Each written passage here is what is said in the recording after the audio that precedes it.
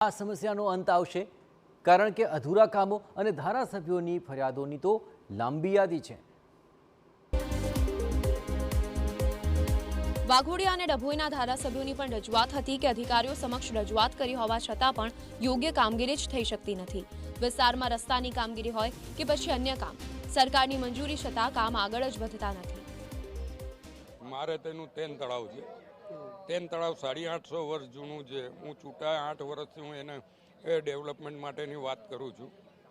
તેન તળાવ નામ છે ને પાણી વગરનું છે। ધારાસભ્યોનો લેટર બોમ્બ છતાં અધિકારીઓ તરફથી કોઈ નિવેદન સામે આવ્યા નથી। સાંસદ કહી ચૂક્યા છે કે સમાધાન કરી રહીશું, પરંતુ જે અધૂરા કામો છે તેનું શું? પરંતુ આ સમગ્ર લેટર બોમ્બ થકી એક ચર્ચાનો વિષય બન્યું છે કે વડોદરાનું જે વહીવટી તંત્ર અને સંગઠન, તેની સાથે સાથે જે સત્તાધારી પક્ષના ધારાસભ્યો અને અન્ય પદાધિકારીઓ છે, તેઓ આમને સામને આવી ગયા છે। ત્યારે આ કામગીરી પર અસર પડે છે કે પછી ઘીના ઠામમાં ઘી ઠરે છે? કેમેરા પર્સન રોહિત ગોયલ સાથે અંજલિ ઓઝા, TV9 વડોદરા।